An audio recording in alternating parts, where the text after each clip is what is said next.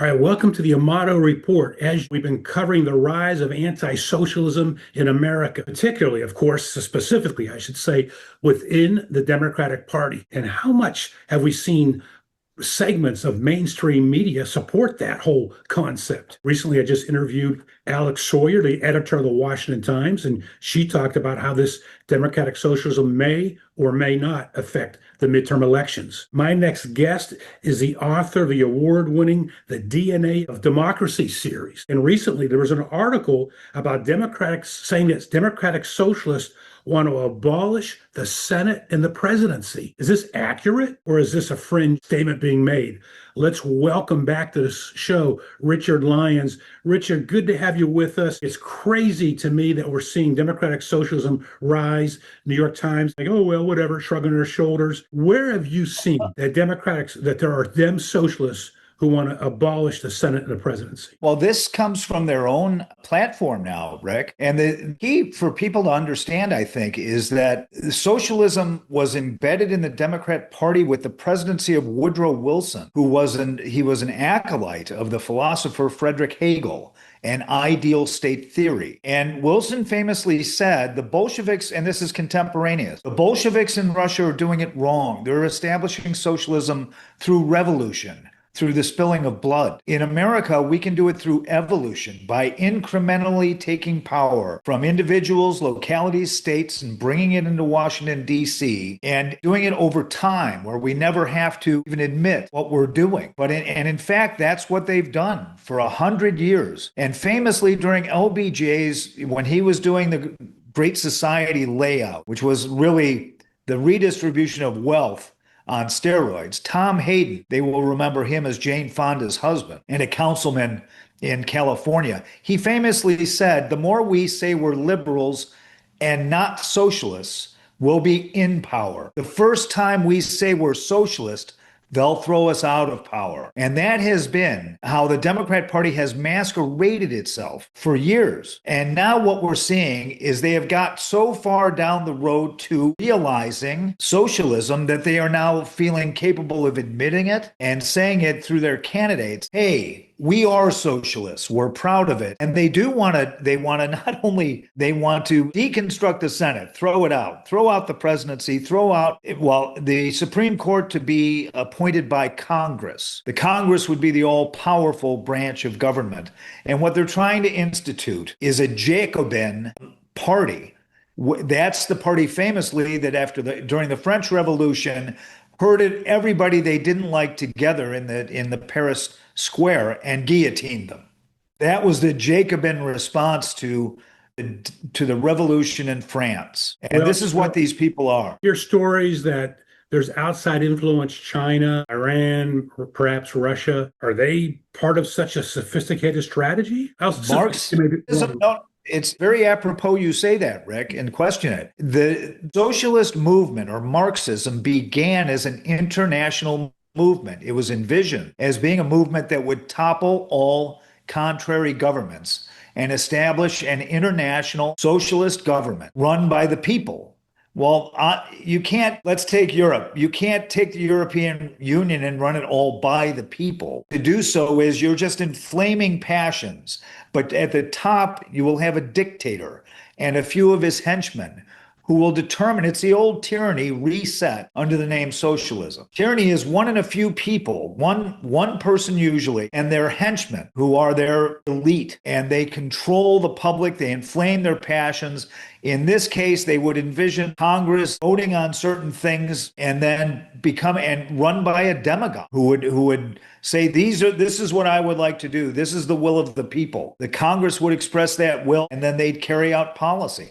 What we have is a constitutional republic with barriers and guardrails that keep our individual liberties protected. It is the opposite of what socialists envision. Think of democratic socialists in America today, the one name that comes right to the forefront of my mind is Mondami, the mayor of New York City. It blows my mind because who would think a Marxist or a socialist would be the mayor of the financial capital of the world? Exactly.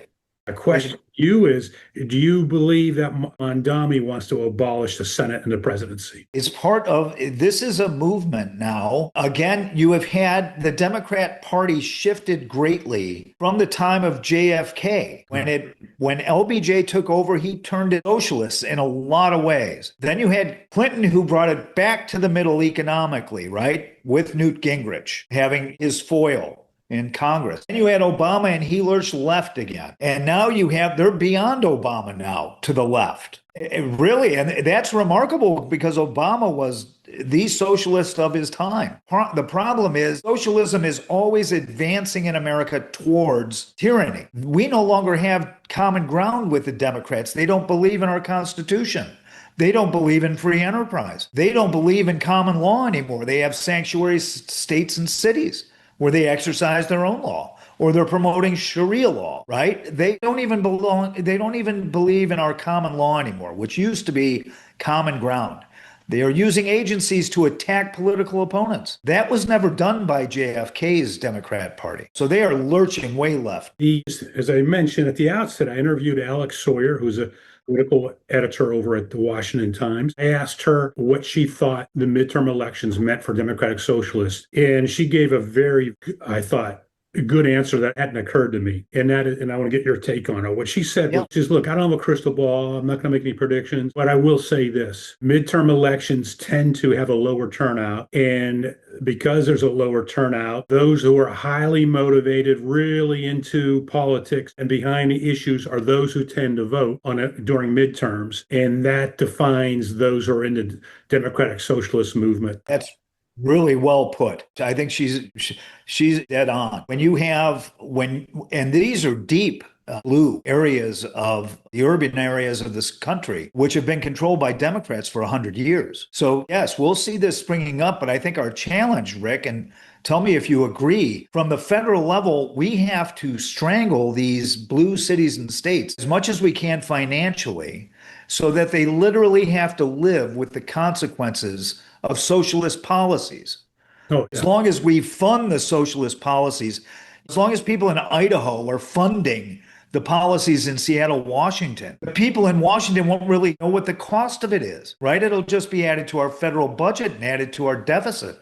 They need to suffer from their own policies in those states. And then perhaps they'll start voting not with an automatic D, but start saying, well, wait a minute, this is costing a lot of money. Their policies are bankrupting our state and bankrupting our family. And that's that. And they're all high tax already, these states. And the only recourse they would have would be higher taxes. Final question here, Richard. I don't know if you saw James Carville's recent quote during an interview. Always amusing. Always amusing. And for our viewers, Carville, I'll clean it up. He called Democratic Socialists, of course, James Carville, former Bill Clinton advisor, a Democratic strategist and advisor. He called Democratic Socialists effing idiots, stupid idiots. Well, that will tell you how far the present day party is from the party of Bill Clinton. That says it right there. And the problem, I think, Rick, is the center of gravity in that party has now moved so far left that there's a cliff, right? And either the whole country is going to go over the cliff, or the reasonable Democrats and the reasonable conservatives will throw this socialism off the cliff. We're at a Y in the road. It's very important right now. And again, I agree. And I tell our viewers in our newsletter and so forth, I'll say it again, get out and vote. Get out. It comprises half of the Constitution, our right to vote and how to vote. Right. Not how by party, but how by process. Richard, that's how important. Author of the award-winning The DNA of Democracy series. I thank you for joining us on a critically timely, important topic. I thank you for having me, Rick. Thanks.